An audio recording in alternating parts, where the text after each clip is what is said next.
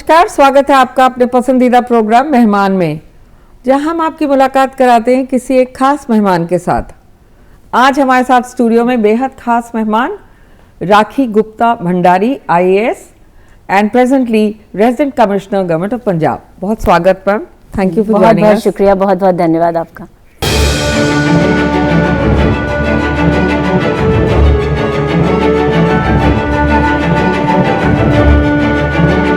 आपसे ये जानना चाहूँगी मैं कि आपने जो अपनी जर्नी शुरू करी IAS की, तो फरीदकोट को कैसे आप याद करती हैं और क्या क्या हुआ वहाँ जिसने आपने जाने अनजाने में आपको एक मिसाल बना दिया लोगों के लिए। तो फरीदकोट में मुझे लगा एक शायद मेरे लिए एक टर्निंग पॉइंट था मेरी लाइफ का, क्योंकि मुझे वहाँ जब डिप्टी कमिश्नर बनाया तो एक चैलेंज था। पंजाब एक पेट्रियार्कल सोसाइटी है और उस समय और 15 साल पहले थोड़ी और थी शायद। तो जब मुझे वहाँ पोस्ट किया तो पहले तो वहाँ के लोग जो थे उनको एक्सेप्ट करने में मुझे थोड़ी सी दिक्कत हो रही थी, क्योंकि उनको लगा कि एक लेडी और वो भी एक डिप्टी कमिश्नर, तो वो हेड कैसे कर सकती है एक ऐसा ज़िला। तो लेकिन जब मैं वहाँ गई तो शुरुआत में तो मुझे लगा कि लोग मुझे देखते थे और शायद देखने सिर्फ इसीलिए आते थे कि मैं एक अजूबा दिखती थी उनको। लेकिन फिर धीरे धीरे जब मेरा उनसे प्रेम बढ़ा और मैंने लोगों के साथ इंटरैक्ट करना शुरू किया, तो थोड़ी उनकी मिसगिविंग्स जो थी और जो थोड़े उनके मन में शायद शक थे और वो हटने शुरू हुए और उन्होंने बड़ा मेरे साथ फिर आके और बातें शुरू करी। तो हम लोग का काम उस तरह से आगे बढ़ा और वहाँ पर हमने कुछ ऐसे फिर चीज़ें करने की कोशिश करी। मुझे लगा उन लोगों का प्यार लेना बहुत ज़रूरी था, क्योंकि एक एक्सेप्टेंस पहले मेरे को उस सोसाइटी में चाहिए थी। और मैंने इस तरीके से वहाँ कोशिश की कि ड्रग डी एडिक्शन कैंप्स वहाँ सेट करवाए और ड्रग्स का थोड़ा वहाँ प्रचलन था। बच्चे छोटे थे, वो ड्रग्स से भी ज़्यादा पत्ते थे, उनको थोड़ा सा कभी घिस के ले लिया, कभी उस टाइप से। तो धीरे धीरे उसके हम लोग ने अवेयरनेस कैंप शुरू कराए। इवन एक मूवी बनी है इनफैक्ट उसमें, जिसमें शायद मैंने भी, उन्होंने मुझसे भी एक्ट करवाया था एक अवार्ड देते हुए एक बच्चे को जिसने फिर फाइनली ड्रग्स छोड़ दी। तो इस तरीके से छोटे छोटे उपराले हमने वहाँ पर करने की कोशिश की है। और दूसरा एक वहाँ बड़ी प्रॉब्लम थी, वहाँ पर लोगों को जो मेंटल हेल्थ वाले पेशेंट्स थे उनको समझ नहीं थी कि वो मेंटल हेल्थ का कैसे डील करना है उन पेशेंट्स को। तो अपनी फैमिली से, क्योंकि वो हटाना नहीं चाहते थे उनको, तो अंदर बांध के रख देते थे। तो एक एक कमरों में उनको लॉक करके चेन्स के साथ इवन मैंने देखा है। और शायद मैं साइकोलॉजी की ग्रेजुएट हूँ, तो मेरे मन में तो मुझे एकदम समझ आ गया कि प्रॉब्लम क्या है। तो ये मैंने जब जाके लोगों को फ्री कराना शुरू किया, उनको अस्पतालों में दाखिल कराना शुरू किया, रिहैब करवाया, बच्चे ठीक होने लगे। पेरेंट्स को विश्वास हुआ कि बच्चे वाकई ठीक भी हो रहे हैं और इतने घबराने की ज़रूरत नहीं है, क्योंकि कई बार वायलेंस आ जाता है थोड़ा सा जब जो मेंटल हेल्थ के पेशेंट्स होते हैं उनमें, तो उन पेरेंट्स को वो डील करना नहीं आ रहा था। तो उनसे हमने बातचीत शुरू करी। तो ये धीरे धीरे कुछ जब चीज़ें शुरू करी, कुछ एनवायरनमेंट की चीज़ें उस समय शुरू करी जो बड़ी नई चीज़ थी उस समय। तो पेड़ उगाने की हम लोग ने मुहिम शुरू करी, हर्बल गार्डन्स बनाने शुरू करे। तो कुछ नई चीज़ें तो शायद मेरे को दिल्ली की वजह से पता थी, क्योंकि मैं यहाँ पढ़ी बली हूँ और मुझे ये लगा कि ये चीज़ें कुछ नई चीज़ें हैं जो हमें पंजाब में ट्राई करनी चाहिए। तो मैं एक्साइटेड भी बहुत थी और मेरी पहली, क्योंकि ये डिप्टी कमिश्नर की पोस्टिंग थी, मैंने पूरी अपनी जी जान से कोशिश की। पर वहाँ ये भी माना जाता है राखी जी कि वहाँ महिलाएं वोट करने नहीं आती थी, कुछ ऐसा सिस्टम था। बिल्कुल आपने सही कहा। तो इसके लिए फिर हमने जैसे मैंने बताया पहले, प्यार तो लोगों का थोड़ा जीत लिया, लेकिन अब औरतों को बाहर कैसे लाएं, विश्वास कैसे दिलाएं, वो समस्या। तो जो अब जैसे सरपंच लेडी इलेक्ट होती थी तो वो आदमी आ जाते थे और कहते थे जी ये हमारा ग्रांट रिलीज करिए। तो मैं उनको बोलती थी कि ये तो आपकी लेडी सरपंच है, तो वो क्यों नहीं आ रही है?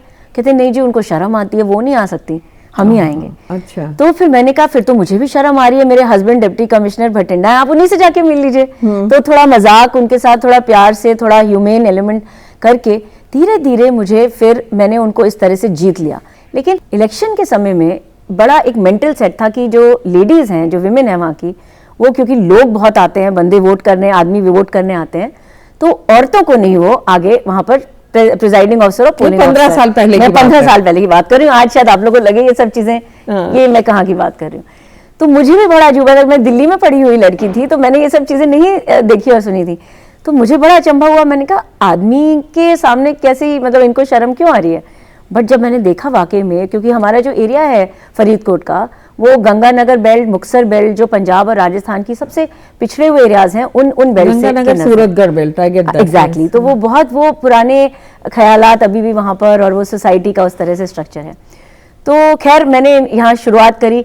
मैंने फिर उनको लेडीज़ को कहा, मैंने उनके ग्रुप्स बनाए, हमने कहा चलो हम छोटी छोटी, हम करेंगे नहीं इलेक्शन, हम थोड़ा बीच में ही एक बार ऐसे ही बस जैसे रियाज करते हैं तो उस टाइप का एक रिहर्सल टाइप का, मैंने कहा चलो आप लोग जा नहीं सकते बट एक रिहर्सल आप लोग के साथ करेंगे।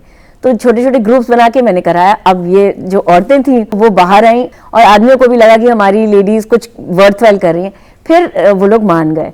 और मुझे इतनी खुशी हुई कि जब पहली बार मेरे रहते पे प्रिजाइडिंग ऑफिसर, पोलिंग ऑफिसर मैंने लेडीज़ को ड्यूटी पे लगाया और उन्होंने क्या काम किया कि मुझे इतनी उससे ख्याति हमारे ज़िले को प्राप्त हुई कि गवर्नमेंट ऑफ इंडिया ने, इलेक्शन कमीशन ऑफ इंडिया ने हमें रिकग्नाइज़ किया और मुझे भूटान ऑब्जर्व करने के लिए इलेक्शन भेजा उस समय, क्योंकि भूटान में उस समय इलेक्शंस नहीं होते थे, हमें पार्लियामेंट्री इलेक्शन। तो मुझे भेजा गया कि आप जाके वहाँ पर कुछ कराइए।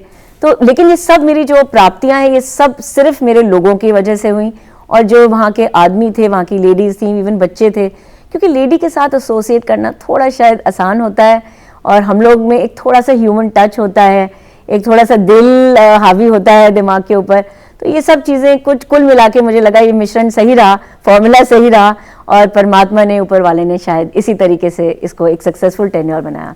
एब्सोल्युटली। और इसी के चलते आपको स्त्री शक्ति पुरस्कार by the Honorable President of India मिला जी। I think this was one of the prime reasons for you to get that ji. Take us through that moment. उस समय मुझे कुछ नहीं पता था कि मैं ये किसी चीज़ के लिए कर रही हूँ, इनफैक्ट मुझे अवार्ड के बारे में भी नहीं पता था। तो मुझे तो बस एक दिन कॉल आई कि जी आपको स्त्री शक्ति पुरस्कार दिया जा रहा है जिसका नाम रानी रुद्रम्मा देवी अवार्ड है। और फिर मैंने रानी रुद्रम्मा देवी के बारे में जब और जानकारी ली तो बहुत दिल को खुशी महसूस हुई और लगा कि ये सारी लेडीज़ बस एक दिल में फिर एक मिशन बना लिया कि जितनी भी हमारी विमेन हैं सबको रानी रुद्रम्मा देवी का एक स्टेटस दिलाना है और उनको एक अपने अंदर की एक पावर उनकी जगानी है। जैसे यूपी की बेटी हैं, यूपी आपकी जन्मभूमि है जी। और आपकी कर्म भूमि पंजाब है, तो पंजाब में इसके बाद आप इस टेन्योर के बाद कहाँ गई? आप भूटान गई, तो वहाँ क्या आपने ऑब्जर्व किया? What is the basic difference between the elections there and here? What are the practices that you felt could be incorporated in India? जब भूटान गए तो हम आई थॉट कि भूटान तो काफ़ी मतलब उनको पता होगा कि किस तरह से इलेक्शन हो रहे हैं, क्योंकि हमारा सबसे रोबस्ट इलेक्शन सिस्टम है। और जब हमारे इलेक्शन होते हैं हम लोग को एज ऑफिसर्स और जनता को सबको पता है कि कितनी मेहनत होती है इसमें। एक एक चीज़ अब तो माइक्रो ऑब्जर्वर्स तक हम लोग लगाते हैं जो जाके छोटी छोटी चीज़ें भी बारीकियां देखते हैं इलेक्शन की। तो इसीलिए ये जो हमारा मैकेनिज्म है इसका तो खैर वहाँ मुझे लगा कि भूटान में बहुत ही नेसेंट रूप में अभी बहुत ही छोटे से एक स्तर पे एक इलेक्शन का कॉन्सेप्ट था। तो बेसिकली काफ़ी चीज़ें उनको सिखाई हमने, और लेकिन उनका थोड़ा सा उस समय सिस्टम बहुत नेसेंट था क्योंकि उनका किंग था।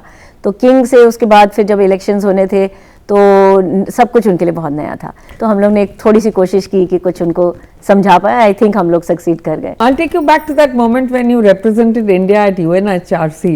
Human rights पे आपने जो बोला वहाँ पे, it is so much in tandem with what is happening now in COVID times. So of course the government had directed you to speak over there. जी। But how did you feel? Can you relive that moment? So I think it was a very proud moment, when you represent your country.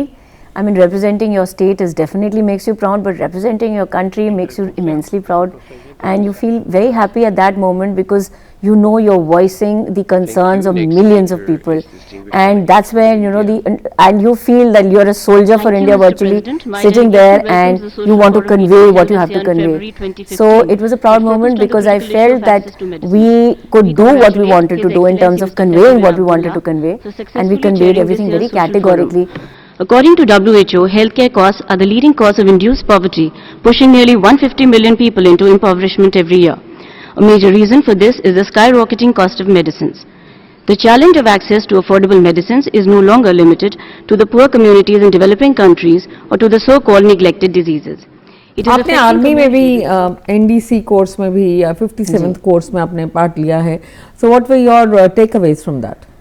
मैं home ministry में joint secretary रही थी, तो internal security भी वहाँ देख रही थी। और फिर जब मुझे लगा कि नेशनल डिफेंस कॉलेज जो है, जो बहुत हमारा यहाँ प्रेस्टीजियस एक कॉलेज है, तो मैं बजाय बाहर अब्रॉड जाके ट्रेनिंग करूँ, मुझे लगा मैं यहाँ इंडिया में NDC में अपनी ही चीज़ों में एक साल अगर इसमें स्पेशलाइज करूँ, क्योंकि ख़ास तौर से हमारी relationship with our neighbours, China, Pakistan, how, you know, what are the issues, what are the things we kind of can improve upon, how to bring about a better relationships.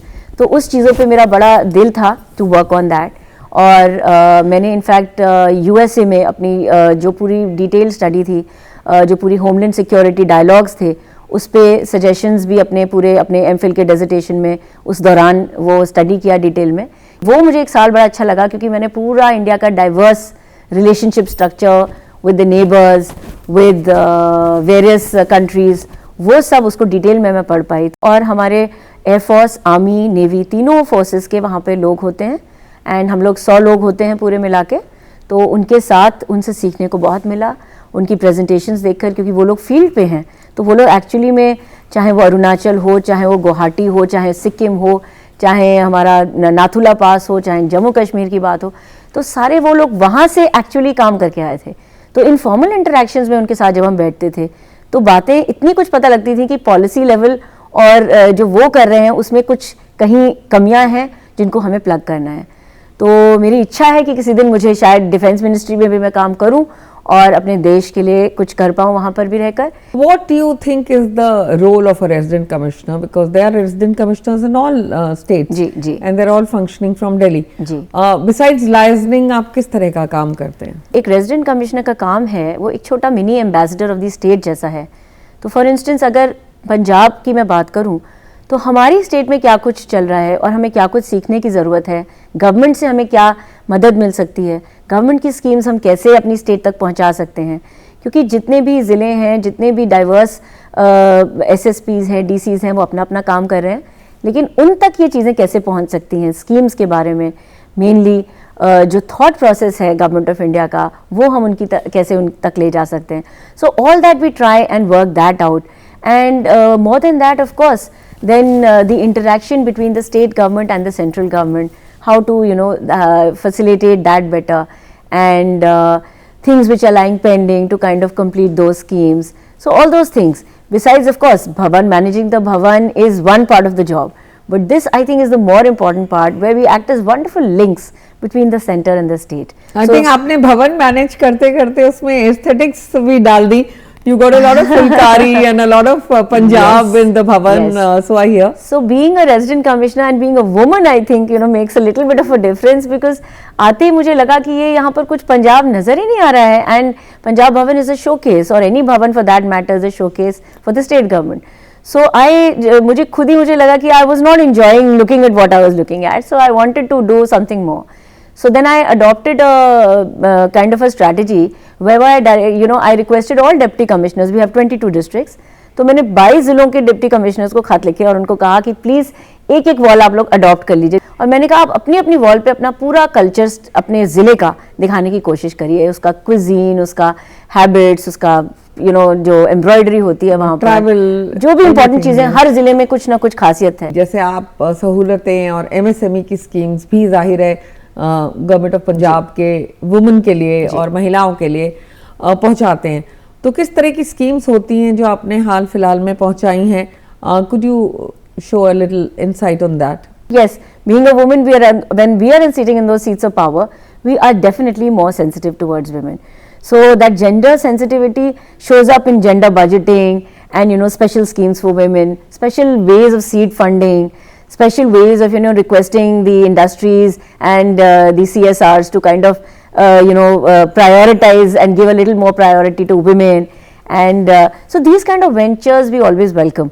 And in all schemes now I see that there is a special component, a little kind of a special place accorded to women, because we kind of realize that if women come forward, they can really bring up families forward, and society in generally really improves. Absolutely. But ये जो connecting the dots होता है, मान लीजिए किसी woman को फुलकारी की industry शुरू करनी हो पंजाब में या कोई भी और इंडस्ट्री, तो वो उस तक कैसे पहुंच पाती है? एक इंडस्ट्रीज डिपार्टमेंट, इसमें हमने पूरा हमारा रोबस्ट इंडस्ट्रीज डिपार्टमेंट है, तो वहाँ पर सारा हमारा अब तो ऑनलाइन ही है, वेबसाइट्स हैं, उस पर लोग जाते हैं, उन पर अपना एंटर करते हैं जो उनका इंटरेस्ट होता है. इवन स्टार्टअप्स के लिए वहाँ पर हैं, और वो पोर्टल्स बने हुए हमारे, उनके थ्रू फिर जो भी वहाँ पर उनको हेल्प, असिस्टेंस, एड होती है, जिस लेवल की चाहिए होती है, जिस तरीके की चाहिए होती है, वो हमारे इंडस्ट्रीज़ डिपार्टमेंट वहाँ पर पूरा डिटेल में उनको स्टडी करते हैं। उनकी कमिटीज़ होती हैं, क्योंकि कई चीज़ें होती हैं जो लगती हैं शायद कि इम्पॉर्टेंट है लेकिन वो फ्रिवलेस निकलती हैं बाद में,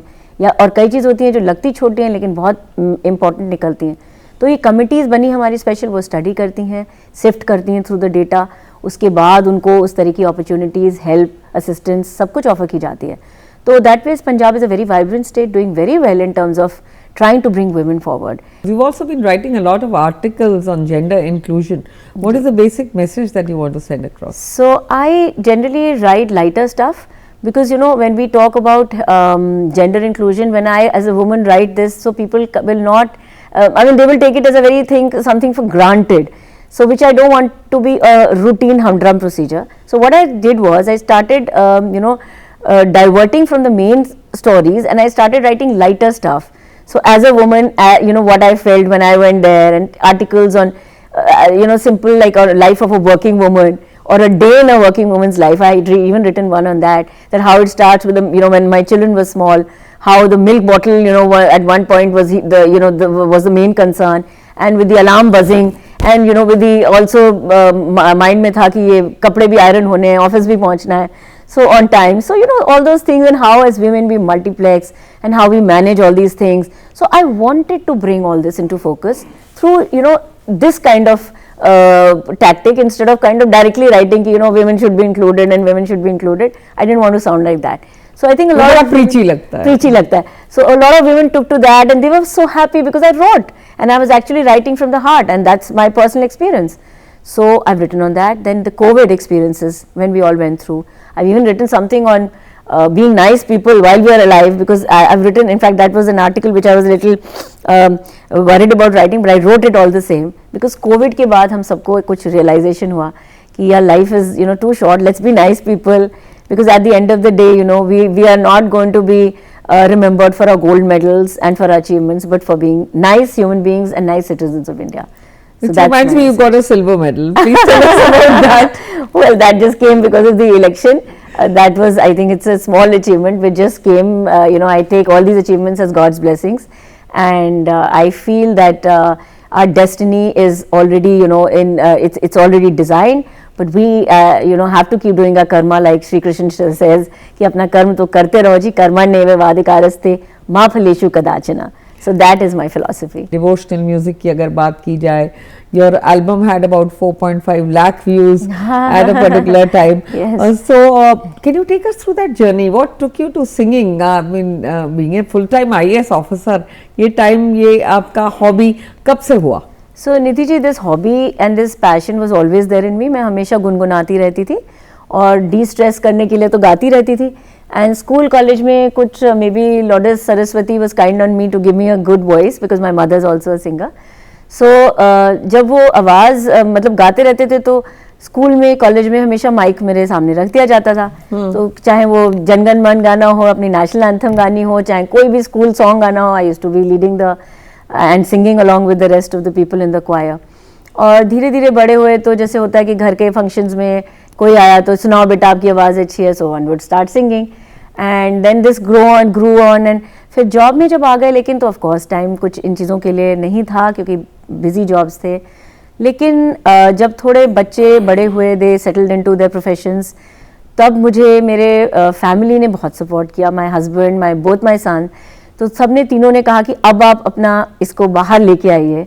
एंड कोविड के दौरान मैंने ये सारी पूरा जब एक डिस्पॉन्डेंसी सेट इन हो रही थी, तो मुझे लगा कुछ पॉजिटिविटी इस तरीके से आएगी, और मुझे लगा कि मैं अगर इस तरह से कुछ प्लान करूं, क्योंकि आगे के लिए आप लाइफ में अगर कुछ थोड़ा प्लान नहीं करते तो कुछ जीने का मज़ा नहीं आता.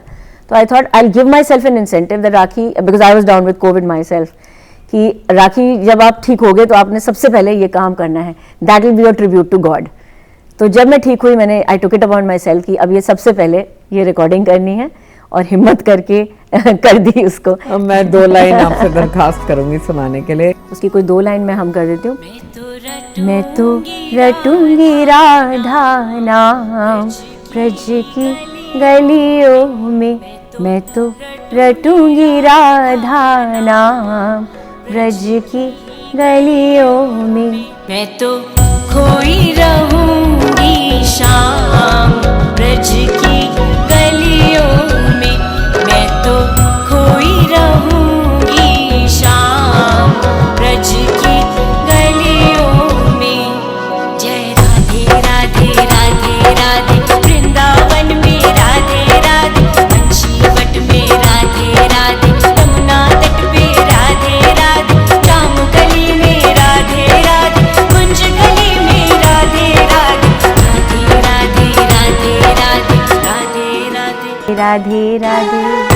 वंडरफुल। पर इस गाने की आपकी बहुत सराहना हुई, तो कैसे इसको आपने रिलीज किया? ये मेरा भजन जो मैंने गाया था, ये मैंने अपने नाना जी से और अपनी मदर से बहुत सुना था, और मैं गाती रहती थी, इसको हम करती रहती थी। बस ये था कि जब इसकी शूटिंग हो तो ये ऑथेंटिक हो, तो या तो मथुरा में हो या वृंदावन में हो, क्योंकि राधा और कृष्ण की जब भी हम बात करते हैं तो बिना मथुरा और वृंदावन के तो जज्बा नहीं आता। हाँ, तो मैं जो भी चीज़ करती हूँ मुझे बहुत पैशन से करने का दिल करता है, बहुत शिद्दत से दिल करता है करने का। प्रॉपर जाके मथुरा उसकी रिकॉर्डिंग करी और वहाँ पर पूरा टाइम बिताया, पूरे डिटेल में जैसे मुझे बोला गया कि जिस टाइप के कॉस्ट्यूम्स पहनने थे उसमें कोशिश करी, और थोड़ी ये भी कोशिश की कि उसको छोटा सा एक आज की सिंक में लेके आऊँ, क्योंकि मेरे अपने बच्चे बड़े हैं। मैं समझती हूँ कि पुराने टाइम से हम कनेक्ट करने के लिए हमें थोड़ा मॉडर्निटी भी चाहिए, तो उसको थोड़ा सा एंगल उस तरह से मॉडर्न देने की कोशिश करी, जिससे कि थोड़े से आज की यूथ को भी वो अट्रैक्ट करे, आज के बच्चों को पसंद आया। और मैं बड़ी खुश हुई और हैरान हुई जब बच्चों ने मुझे कॉन्ग्रेचुलेट किया, खासतौर से मेरे जो बेटे हैं उनके फ्रेंड ने जब मुझे congratulate किया. I think that was the biggest compliment for me. But there were other big stars who complimented you. Can you Of course, name of them? course. But yes, so many stars. I was so happy rather that they appreciated my work. Gurdas Manji was one, and B Prag जो आजकल he's such a sensation, और उन्होंने अभी तो national award भी जीता है, तो he complimented. Sunil Grover, Kapil ji, so many of them. I think so sweetly, all of them on their, some on the Twitter handle, some on their Instagram handle, some on the on my messages box. Lots of them. Girija Shankar ji जो पुराने हमारे actor होते थे वो भी थे. So all these people, it makes you feel good, and it definitely made me feel कि कुछ शायद मैंने सही किया होगा कहीं. तो यही. And tell us about your next album जो इसके बाद आई है. ऐसा मन होगा. तो ऐसो मन हुए. फिर उसके बाद जब ये राधा जी का किया तो सबने कहना शुरू किया जी राधा जी तो हो गई, लेकिन राधा और कृष्ण तो साथ ही चलते हैं. तो that set my mind thinking कि वाकई ये तो अभी 50% काम हुआ है, अब ये 50 बाकी भी करना पड़ेगा. तो कृष्ण जी फिर ऑब्वियसली ध्यान में आए, एंड देन कृष्ण जी का यही भजन जो अगेन मैं बचपन से गाती रही थी, it worked out well, came out well, people liked it again. मैं गुजारिश करूंगी इसकी भी 2 लाइनें हमारे साथ आप गा के सुनाएं. जी. ऐसो मन होए उठाए लाऊं कनिया मेरो, ऐसो मन होए, ऐसो मन होए उठाए लाऊं कनिया मेरो, ऐसो मन होए. So which means in the traditional भाषा कि मेरा ऐसा मन कर रहा है कि मैं छोटे कृष्ण जी को और उठा के ले आऊँ. तो मैंने छोटे वहाँ कृष्ण जी भी बनाए थे, 5 सीन की उनका श्रृंगार कर रहे हैं, उनको हम खुश हो रहे हैं, उनको थिरक रहे हैं उनके साथ, और दोज थिंग्स. तो बहुत मज़ा आया करके. It was nice.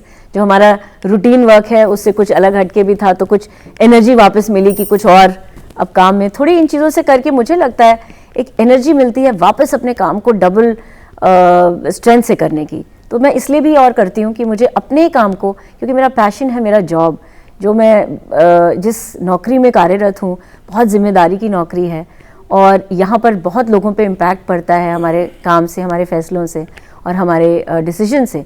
तो मुझे ये लगता है कि ये सब करने के लिए हमें अपने आप को बहुत हेल्दी रखना होता है. हमारे वैसे भी प्रधानमंत्री बहुत ही फॉरवर्ड लुकिंग हैं, जो चाहते हैं कि हम सब खूब मेहनत से काम करें और लोगों पे फ़र्क पड़े. पर अगर पंजाब की बात करें तो स्टबल बर्निंग बहुत बड़ा एक प्रॉब्लम है. इसको आप किस तरह एनालाइज करेंगी मैम? ये बिल्कुल एक रियलिटी है कि स्टबल बर्निंग है हमारी स्टेट में, और हम लोग इसके लिए पूरे अवेयर भी हैं. लेकिन ये सिर्फ हमारी अकेली स्टेट में नहीं है, बाकी हरियाणा है और वेस्टर्न यूपी है, सभी जगह है. और इसका कारण सिर्फ ये है कि हमारे को जो हमारा साइकिल बना हुआ है हमेशा से, क्योंकि ग्रीन रेवोल्यूशन पंजाब से शुरू हुआ था नियरली, तो जो वीट और राइस की साइकिल में हमारा एक हम फंसे हुए हैं, क्योंकि सपोर्ट फार्मर को उसी से मिलती है. मतलब एक खरीदारी का जो मैकेनिज्म है वो राइस और वीट का बहुत अच्छा लेड आउट है। तो हर फार्मर को हम भी समझ सकते हैं कि जहाँ श्योरिटी होती है आप वो काम करते हैं। लेकिन अब जो हमारा फोकस सरकार का हमारी है, पंजाब सरकार का, क्रॉप डाइवर्सिफिकेशन पे बहुत इमेंस है कि फार्मर्स कुछ और भी करें, लेकिन उसके लिए कुछ गवर्नमेंट सपोर्ट की भी ज़रूरत पड़ेगी कि शायद इन क्रॉप्स के लिए भी कुछ मिनिमम सपोर्ट प्राइसेस फिक्स हुए, उनका एक मैकेनिज्म ऑफ मार्केटिंग इस्टेब्लिश किया जाए। तो वो सब जब तक नहीं होता तो ये सब साइकिल तभी टूट पाएगा। But all the same Punjab government is trying it's best कि स्टबल बर्निंग में बड़ी नई नई टेक्नोलॉजीज लाने की कोशिश कर रहे हैं कि जिससे वो थोड़ा सा पैडी का जो स्ट्रॉ है और जो ये स्टबल बर्निंग की एनवायरमेंटल प्रॉब्लम्स हो रही है वो कम किया जा सके। बहुत निगरानी वाली टीम्स भी बनाई जाती है, लेकिन आपको पता है जब तक लोग नहीं हटेंगे जो चीज़ करने से, तो कितना भी आप इम्प्लीमेंटेशन करने की कोशिश करें वो थोड़ा सा महसूस होता है और मुश्किल लगता है। I take you back to your school and college. Take us through that journey. My schooling was at various places, and I think I learned how to adapt because of that. My father being in this revenue service himself, he was in the income tax department. So I studied in various schools because wherever he would be posted, I would obviously go with him. So I think that taught me a lot because after every 3 years, you know, when you change your entire setup, your body and your mind learns to adapt quickly. So that's what I think taught me how to adapt quickly. Now I can relate to people, I can kind of interact with people and, you know, quickly learn to understand them and they learn to understand me. So I think it gave me a lot of adaptation help in that format. And then you went to Lady Shri Ram and Delhi School of Economics. Yes, so I wanted to study psychology. So even though I was admitted in St. Stephen's College, I got history.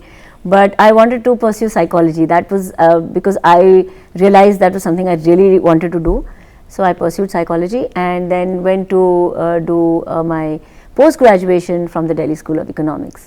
And what were your subjects in UPSC and what is your message to UPSC aspirants? So I'm telling all the people, all UPSC aspirants, this is just one job. There are so many other jobs in India and we all are, you know, it's a society, so it's not just the officers which are important. We have lawyers, we need doctors, we need engineers, we need chefs, we need, you know, startups, and we need everything. We need media people. So we need everybody and it's part of a society. So it's not important. I've seen children, the other day I was very distressed to hear young student committing suicide because she could not clear the exam. So I want to tell all the students that please, this is just one of the exams, treat it like that. And, you know, treat it as just one of the professions. It may be a good profession, but there are others in which you may excel. Just follow your passion, follow your heart. Don't do things which are just being done for the sake of it. Do them if you love them, then go for it. Take the plunge. And then there are options and there are, you know, things galore. And the future is so nice and everything. You know, I keep saying that these children know so much more than us, like what we knew. So for them, there are avenues galore. I wish them all the best of luck. And on that note, many thanks for joining us today. Thank you so much. Thank you so much, Niti ji. Thank you.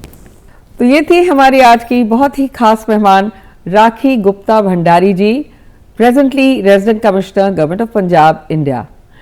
और इसी के साथ दीजिए पूरी team को इजाजत। फिर मिलेंगे अगले रविवार रात 8:30 बजे। तब तक के लिए नमस्कार।